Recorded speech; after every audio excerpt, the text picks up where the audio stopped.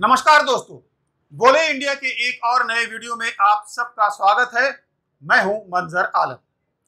दोस्तों, आप ये तो जानते हैं कि देश का एक राज्य पिछले कुछ महीनों से समाचार पत्रों और टीवी चैनलों में सुर्खियों में बना हुआ है। जी हां, हम बात कर रहे हैं कर्नाटक की।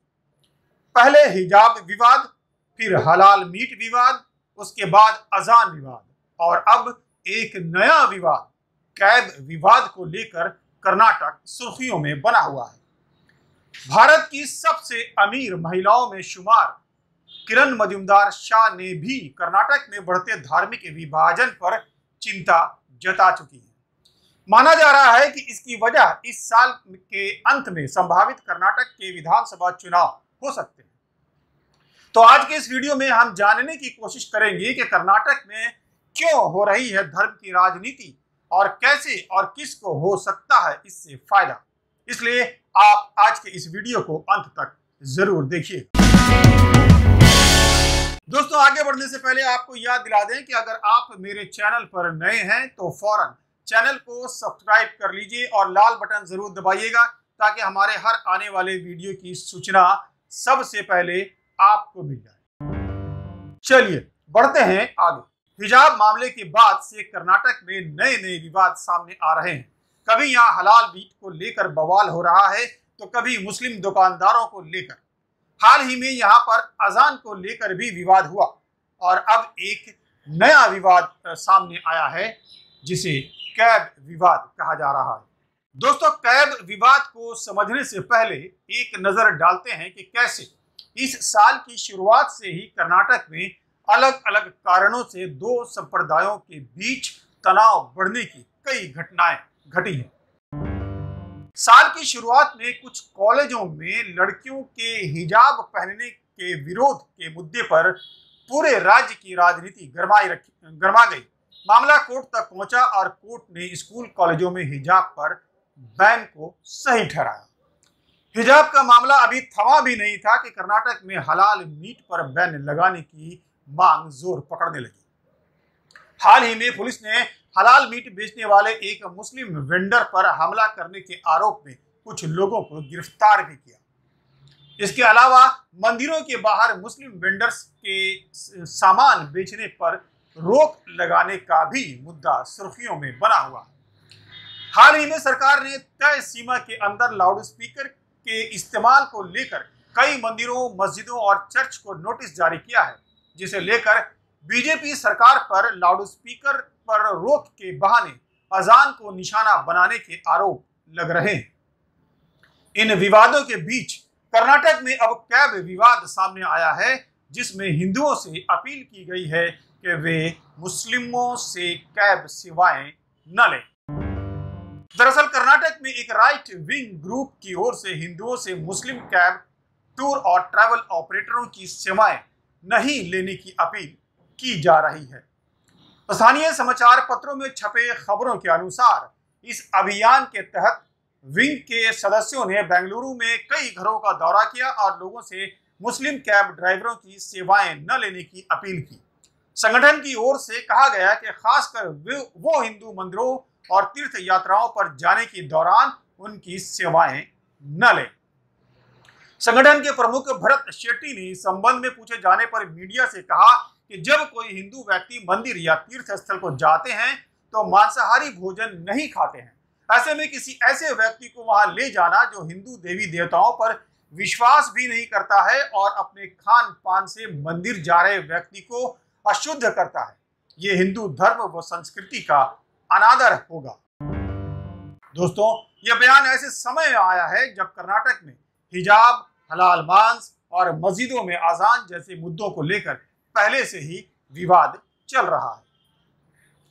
उधर Karnataka state travel operators association के अध्यक्ष राधाकृष्ण होल्ला ने इस संबंध में कहा है कि टूरिज्म सेक्टर और विशेष रूप से ट्रांसपोर्ट बिजनेस में भाषा, धर्म और जाति कभी बाधा नहीं रही है। केवल ऐसे लोग जिन्हें ज्ञान है और प्रोफेशनल है वे ही यात्रियों और पर्यटकों को टूरिस्ट और पवित्र स्थलों पर ले जाते हैं। इसमें कोई जाति या धर्म नहीं देखता। ऐसे कई लोग जिन्होंने ड्राइवर के रूप में शुरुआत की थी और अब टूर ऑपरेटर हैं। और यहाँ सब बराबर हैं, जानबूझकर ऐसे मुद्दों को उठाकर लोगों के बीच दरार पैदा की जा रही है। दोस्तों, आपको बता दें कि इससे पहले 2021 में कर्नाटक विधानसभा ने एक धर्मांतरण विरोधी विधेयक पारित किया था। उस समय कई ईसाइयों पर हमले हुए थे।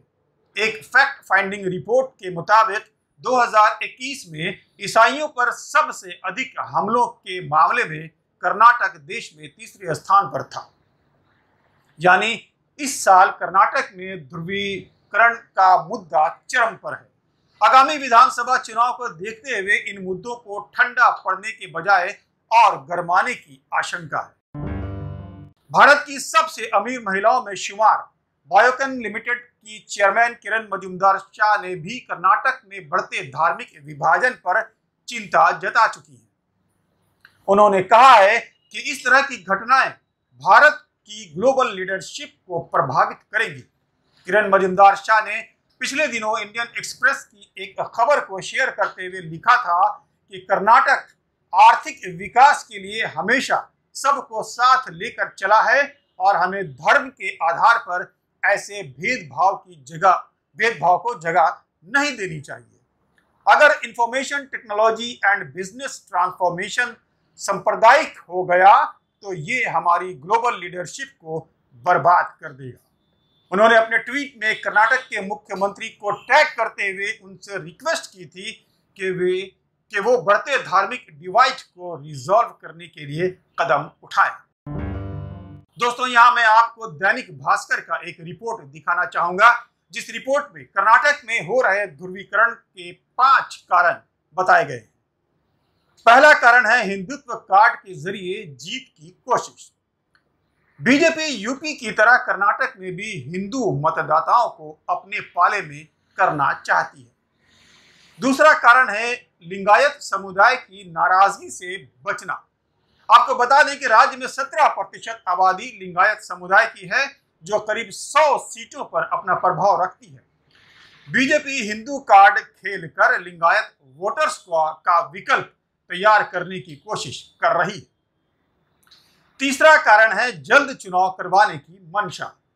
इससे पहले कि 4 राज्यों में बीजेपी को मिली जीत का खुमार ठंडा पड़ जाए, पार्टी इसे भुनाना चाहती है, इसलिए जल्द चुनाव करवाया जा सकता है। चौथा कारण ये बताया गया है कि मुख्यमंत्री बसवराज बोम्मई की पकड़ यदि यूरोपा जैसी नहीं है, ये भी बीजेपी के लिए चिंता का कारण बना हुआ है। पांचवा कारण है साउथ के अन्य राज्यों में जीत हासिल करने के लिए कर्नाटक का जीतना बीजेपी के लिए बेहद जरूरी है। तो ये 5 वजह हैं जो दैनिक भास्कर ने छापा है और इन्हीं वजहों के कारण कर्नाटक में धार्मिक विवादों को हवा दी जा रही है, ऐसा रिपोर्ट में बताया गया है। तो दोस्तों, कर्नाटक में चल रहे एक के बाद एक विवादों के पीछे की क्या कहानी है जो मैंने आपके साथ शेयर की। अब आप जल्द से जल्द इस वीडियो को अपने दोस्तों में, अपने ग्रुप में शेयर कीजिए। कमेंट बॉक्स में अपनी राय दीजिए। अगर किसी खास मुद्दे पर आप वीडियो देखना चाहते हैं तो कमेंट बॉक्स में लिखें। हम कोशिश करेंगे कि आपके बताए हुए मुद्दों पर भी वीडियो बनाएं। अगर आपने हमारे चैनल को अब तक सब्सक्राइब नहीं किया है तो फौरन सब्सक्राइब कर लीजिए और लाल बटन जरूर दबाइएगा, ताकि हमारे हर आने वाली वीडियो की सूचना सबसे पहले आपको मिल जाए। अगर आप हमारे चैनल का मेंबरशिप लेना चाहते हैं तो ज्वाइन बटन दबाकर आप मेंबरशिप भी ले सकते हैं। दोस्तों, आज के इस वीडियो में इतना ही। अगले वीडियो में फिर मिलेंगे और आपको बताएंगे कि इंडिया क्या बोल रहा है।